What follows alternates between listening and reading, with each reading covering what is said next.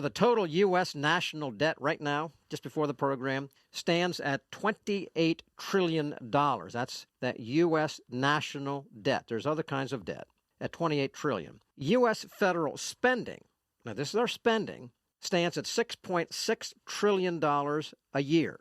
But now get this. The total U.S. federal revenue is only 50% of that at $3.4 trillion. So we're spending twice as much as the revenue that comes in. Problem? I guess so. Now here's another one.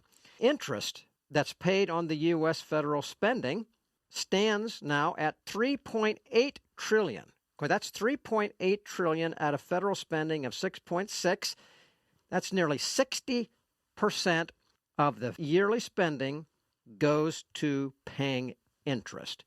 That's another obvious problem. Yet now here comes Congress, just approved, spending another $2 trillion, even though that there's about $1 trillion between what was done last year and this year that's still not spent. You say, is something off? You better believe it, something is off. Bob, let me go to you now. It seems that limitless spending has occurred with only a few people, as I mentioned, taking it seriously. It's almost like Alice in Wonderland. The concept that our elected officials are not really spending what we don't have because, as they say, well, we're only borrowing it from ourselves. Kind of a nifty thought. It's been rather convincing, but is it true? And with the debt skyrocketing during the Obama administration, then actually, climbing faster during the last couple of years, and particularly last year, and now even more under the Biden administration, it comes down to this. How long can it continue? And I'm going to ask you to factor this into it. We, as conservatives, have been saying for a long time, you can't continue to do this. You just can't continue to do that. But yet it seems like we can go and go and go, and that's what makes it hard for people to grasp. And they say, well, you're just crying wolf because it appears nothing's happened so far. What's going to make it happen now? Talk to me about that if you don't mind. I'd like to expose the canard that the United States government or the U.S. Treasury is only in debt by $28 trillion. If we add the total debt, that is to say household, corporate, federal, state, and local, that number is closer to $77 trillion. That works out to be about $620,000 per household. Rosenberg pointed out that at the height of the 2000 tech bubble, when it burst, at that point the amount owed per household was just $260,000. And in 2007, at the peak of the housing and credit bubble, it was $475,000. And I would like to suggest that those are also inaccurate and grossly understating the real numbers. I give credit to, and we've written about this before, Boston University professor Lawrence Kotlikoff, it's spelled with a K, has come up with his number. What he's done is simply said that the way that the government treats its books and runs its credits and debits is faulty and deliberately so. He said that he has created something called generational accounting. And that way we can measure what one generation has promised to pay to another.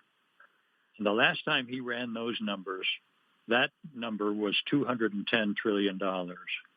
Wow. Now, if our economy, when it's steaming along, it creates $20 trillion worth of gross domestic product, GDP, it's very clear that that $210 trillion or $77 trillion or even the federal debt of $227 simply isn't going to be paid.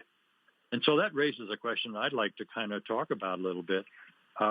First of all, when is this bubble likely to pop, and what is it going to look like?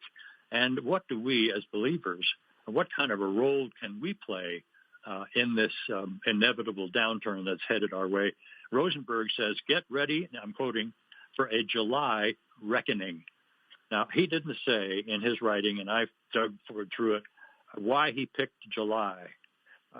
I think it's just a matter of him being in the business for 36 years, and he's seen this 3 or 4 times, that this momentum, this euphoria will continue for a period of time, and then bang, we'll see something to the point where the Dow, which as you had just quoted was 32,000, will be trading at 15,000 at the bottom.